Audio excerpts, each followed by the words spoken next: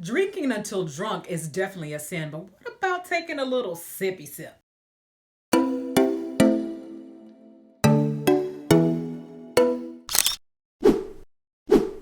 Welcome. I'm Regina Kay. Welcome to Spiritually Fit for the Kingdom, where we are gaining clarity about God's Word and how we can walk this thing out daily in our lives. We're also growing spiritually and we're also healing emotionally.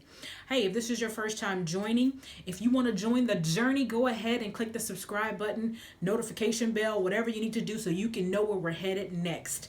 All right, so just let's get into it. So this is like a big debate, right? Especially like in the church. Some people have a preference that no, you should not be drinking at all. And some people say, hey, enjoy life, be free, right? Be free. And so let's think about this. I want to come from a biblical standpoint and help you to understand, what is it about this drinking thing when it comes to believers, okay? So we do know that the Bible has called out that being drunk is a sin. So check the box on that. So we know that definitely the Bible, it was explicit when it talked about, being drunk and how that is not right. We also know that wine was used in the Bible for different reasons, whether it was for celebrations, for weddings, or, to treat certain ailments in that time. And so it is definitely present in the Bible. So when we think about it today, what should be the believer's take on this? Just to put it out there, the Bible doesn't say that believers should not drink. It did not say that drinking is a sin. So we do have that understanding now. But one thing that we do want to be careful with, because it's such a thin line here when it comes to believers consuming alcoholic beverages, because it could, there's so much tied to it. It's more than just the drink when it comes to the believer, right? It's about our influence. It's about, it's about much more than that.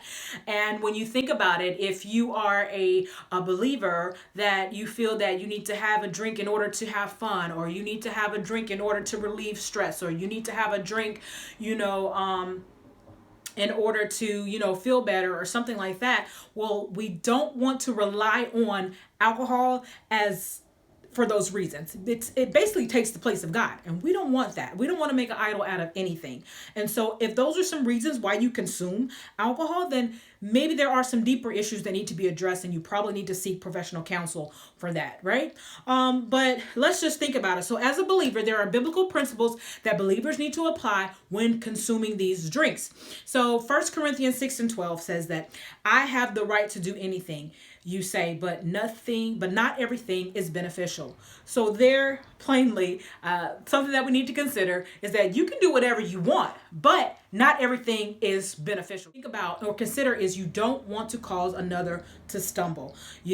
Mature Christians, they're strong in their faith. They're at a certain point in their walk in their life with God, can sometimes be a negative influence on a person that may be struggling with that addiction. And they see you doing it, and they may say, well, then it's not so bad, that I can do that too, and it's okay. And I can still, be spiritually mature, or still have my walk with Christ. And so we want to be careful with that. Another thing that you want to consider is you don't want to be led astray. Proverbs 20:1 states this, that you do not want to be led astray by drinking in itself. So that means that there's some sort of way that we can actually be led astray when we're under the influence. I already talked about this earlier. Ephesians 5:18 talks about do not get drunk, because that is just not a place that we want to be. It's not a state that's healthy for us. So just to kind of round this off, so what is my preference? My preference is what we refer to as sparkling cider, right? Today, one of my favorites. I've never really indulged in that, and that's for my own personal reasons. For one thing, the taste is not all that great, as far as I'm concerned. It's not that I've just, tasted everything in the world or anything like that. So taste is one of those things. It's not a preference of mine. And I'm not too keen on, the loss of mental and bodily, functions and stuff like that, being under the control or under the influence of something else. I'm just not too keen on that either. So if you feel like, hey, this is something that you want to partake in, you have to use godly wisdom with that. Be aware of your surroundings, who you're with, who you could be influencing, and also think about, drunkenness. You don't want to anything done over into excess is what the Bible talks about is sin. So just like overeating, gluttony is sin, so is drunkenness. So hopefully this made it a little clear for you.